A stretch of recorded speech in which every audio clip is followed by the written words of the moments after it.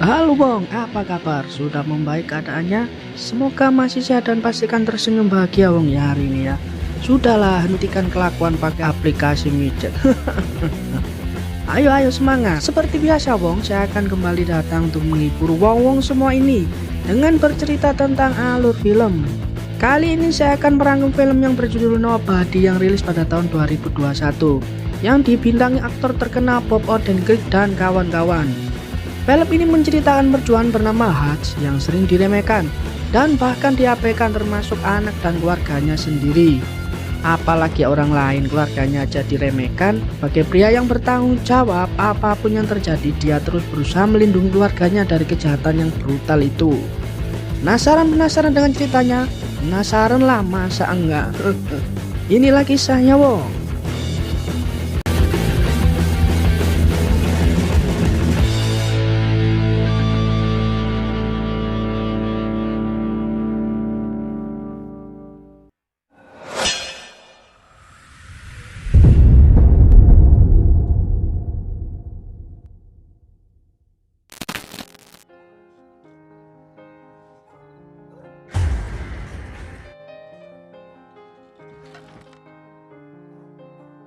Di awal scene film terlihat seorang pria yang nampak kurang semangat dalam menjalani hidup ini.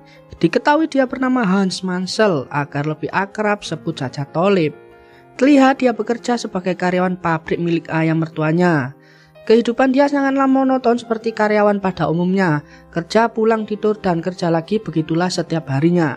Tiba-tiba rumah Tolip didatangi oleh pencuri sebanyak 2 ekor atau pasangan suami istri pada malam hari dengan membawa sepucuk pistol dan diarahkan padanya. Pencuri tersebut langsung to the point kepada Tolip dengan meminta uang. Karena Tolip uangnya disimpan di kartu ATM, terpaksa pencuri tersebut hanya mengambil uang yang ada di meja itu saja dan juga merampas jam tangan yang dipakainya.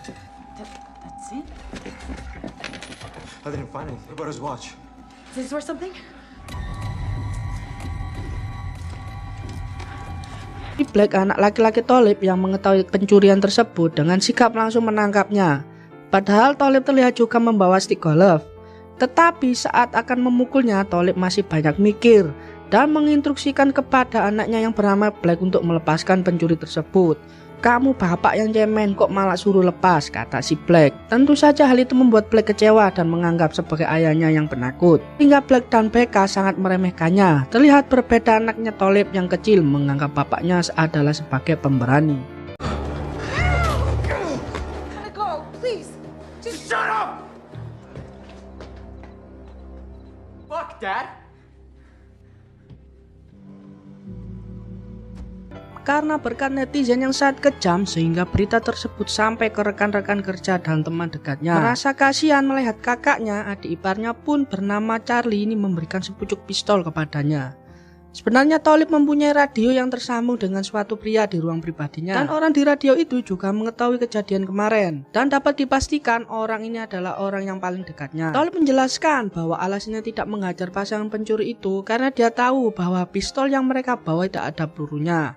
Dan memahami keadaannya yang sepertinya pasangan pencuri itu dengan keadaan ekonomi di bawah rata-rata. Mereka berdua begitu itu pun karena kepepet. Sehingga ya sudahlah, membiarkan pencuri itu pergi saja.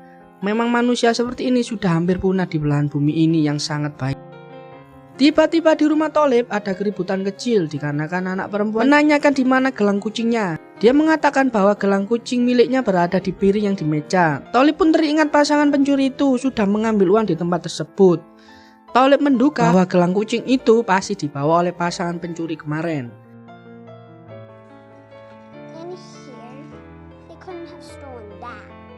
Dengan gercep, Tolip pergi menuju kediaman ayahnya yang bernama David. Diketahui si David ini adalah pensiunan FBI. Tolip pun meminjam identitas FBI yang sudah expired serta pistol milik ayahnya itu. Tolip yang mempunyai bukti gambar tato si pencuri mendatangi satu persatu jasa pembuat tato. Pada saat di toko pembuat tato yang terakhir kali didatangi, ada seseorang yang mengetahui bahwa identitas FBI yang Tolip gunakan sudah expired.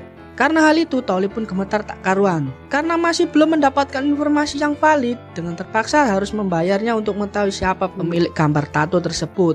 Melihat tato yang ada di pergelangan Tolip, orang yang sok tadi pun langsung terbirit-birit karena dia tahu siapa sebenarnya Tolip. You too, old timer. Send me in the direction of this person. Tolib pun langsung OTW ke rumah orang yang telah mencurinya itu. Saat tiba di sana, Tolib meminta lagi barang yang telah dicurinya seperti jam tangan dan gelang kucing milik anaknya. Pencuri itu menjelaskan bahwa dia tidak mengambil gelang kucingnya.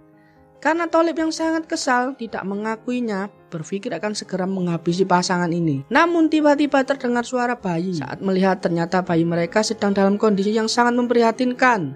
Lagi-lagi Tolib dibuat melo dan merasa iba untuk kedua kalinya kepada pasangan ini. The kitty cat bracelet. You know, man, I swear to God, I don't know. The goddamn bracelet.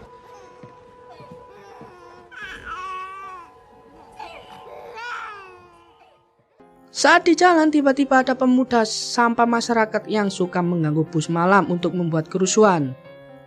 Saat melihat ada perempuan yang sedang diganggunya, Tolib sangat marah dan menghabisi para pemuda-pemudi tersebut dan menantangnya. Tetapi Tolib malah ditertawakan. Ya dihabisin kamu dasar bocah latu-latu. I'm gonna fuck you up.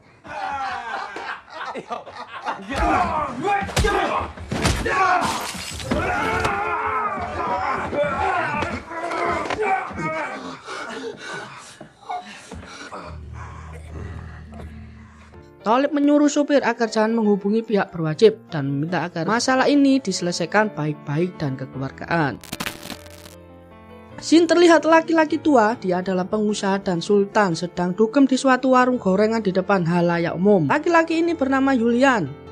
Bestinya memberikan masukan kepada Julian agar jangan terlalu sering berjoget-joget dangdut koplo seperti ini di hadapan mereka. Karena hal itu bisa membuat semua para pengikutnya menjadi insecure atau kurang percaya. Tidak mau diremehkan, Julian langsung menghabisi salah satu bestinya itu.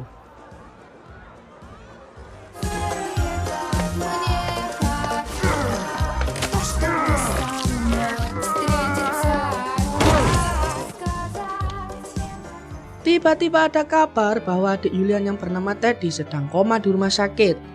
Dan ternyata yang dihajar oleh Tolib di bus kemarin adalah adik kandung dari Julian Sultan dan pengusaha kriminal asal Rusia ini. Mendengar hal ini, Julian benar-benar marah dan ingin mencari siapa orang yang sedang mencari gara-gara dengan anggota keluarganya itu. Apesnya kartu anggota Tolib terjatuh di dalam bus itu. Nah itulah makanya keberadaan Tolib bisa terlacak. Singkat cerita, terlihat Tolib menelepon dengan pria yang ada di radio dan menyuruhnya untuk menemui orang The Barber untuk mencari siapa sebenarnya Julian. The Barber adalah organisasi dari pemerintah yang menyimpan semua informasi dan rahasia.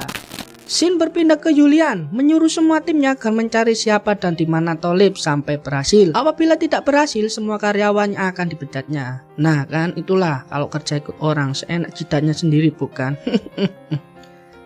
Karena Julian adalah seorang sultan, bukan hal sulit untuk mengakses orang dalam di pemerintahan itu. Akhirnya identitas Tolib berhasil didapatkan dan dilacak keberadaannya. Karena Tolib sudah sangat lapar, seharian berkeliling dan melalui aktivitas yang sangat berat, terlihat kembali ke rumahnya untuk makan malam bersama keluarganya. Ternyata anak buah suruhan Julian berada di depan rumah dan sedang menuju ke arahnya. Seketika itu Tolib dengan gercep mengamankan keluarganya di ruang bawah tanah. Setelah keluarga diamankan, dengan santai Tolib menghadapi musuh yang begitu banyaknya. Tolib berkata, "Gak wedi blas, aku wanita, ijen tatak bosku."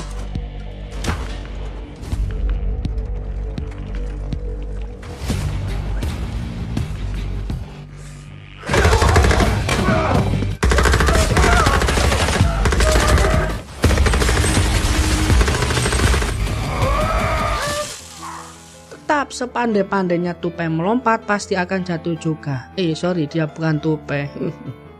Karena kalah jumlah yang tak sebanding dengannya, yang sendirian saja, akhirnya Tolib pun tertangkap dan dimasukkan ke dalam bagasi untuk dibawa kepada bosnya si Julian. Kalau tokoh utamanya tertangkap, tidak ada action akan tamat dong. Karena Tolib sudah ahlinya dalam melepas borgol dan berusaha keluar dari mobil, akhirnya terjadilah kecelakaan. Hanya Tolib saja yang berhasil selamat atas insiden ini.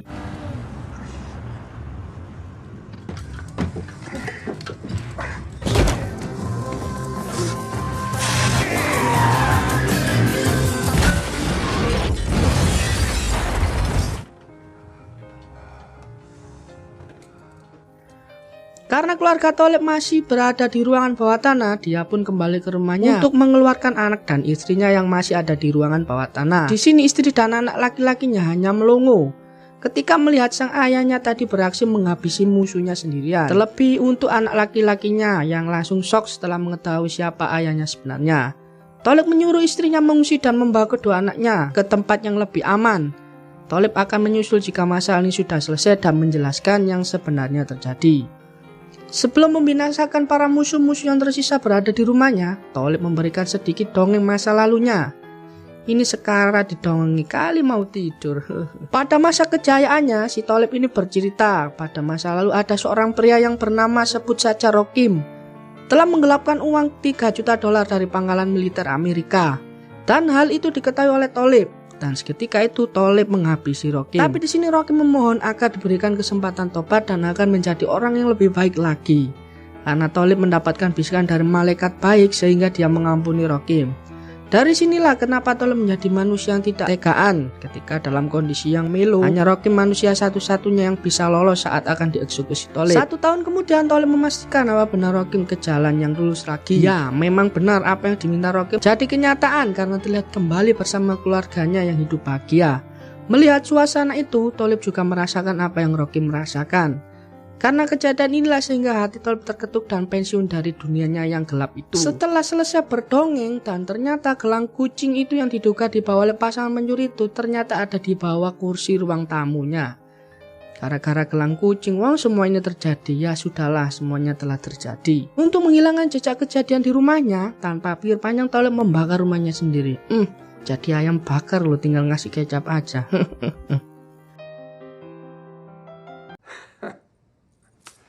Fun fact. Deep down, I always knew it would. Green when you and I think white. The saying how they do. Singkat cerita, ada ayah dari si Thalib yang akan dihabisi oleh penjahat yang sangat banyak. Namun yang terjadi keadaannya pun membalik. Ternyata penjahat-penjahat itu malah dihabisi sendiri oleh ayah Thalib.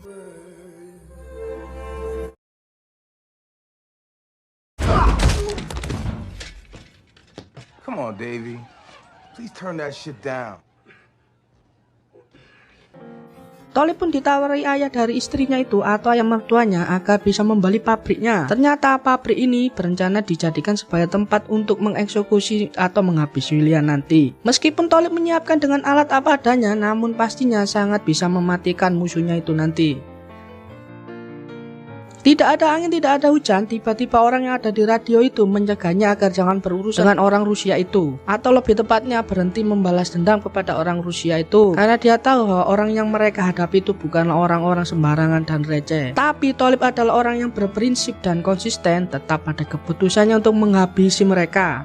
Itulah akibatnya jika sudah lanyang telah menyentuh dan membahayakan keluarganya dan ayahandanya tercinta. Misi pertama Thalib yaitu dengan mendatangi perusahaan raksasa milik Julian, perusahaan bank yang bukan sembarang bank biasa, di mana anggotanya adalah para penjahat dan mafia, untuk menabung hasil mencuri, merampok, nuyul, dan lain-lain. Maka dari itu Thalib akan meratakan dengan tanah bank ini.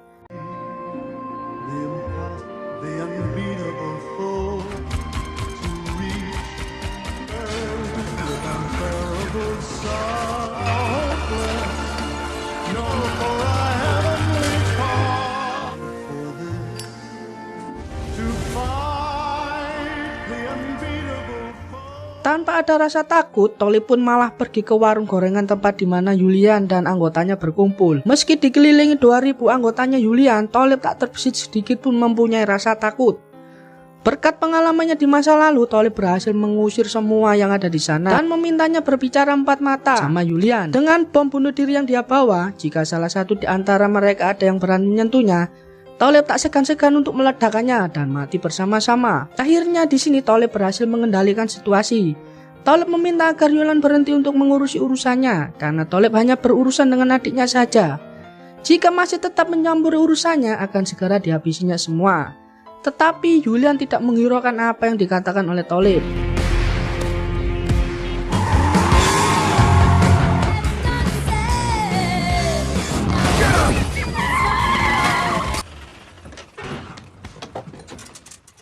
Akhirnya Thalib berhasil memancing mereka semua ke pabrik itu. Tapi apesnya Thalib terkena tembak di bahunya.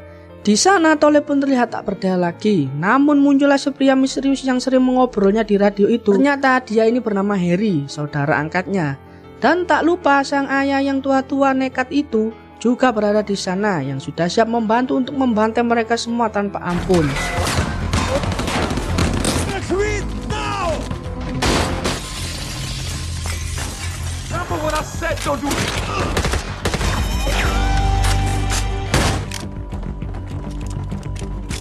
Mereka semua ini sudah terbiasa menghadapi situasi serupa di masa lalu, jadi tak heran mereka terlihat menguasai dan situasi sudah terkendali.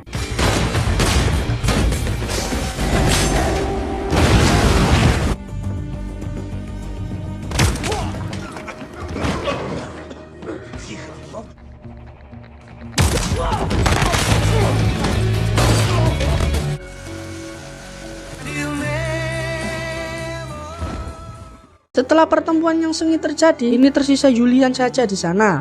Mereka bertiga kehabisan peluru dan Julian menyuruh agar menyerah saja. Tak tinggal diam, dengan lakban dan kaca anti peluru yang kebetulan ada di sampingnya, Tolip memasang bom bunuh diri itu di depan kaca anti peluru untuk diledakkan. Dan akhirnya Julian pun dead di tempat. We could have found a way out. I got emotional. No.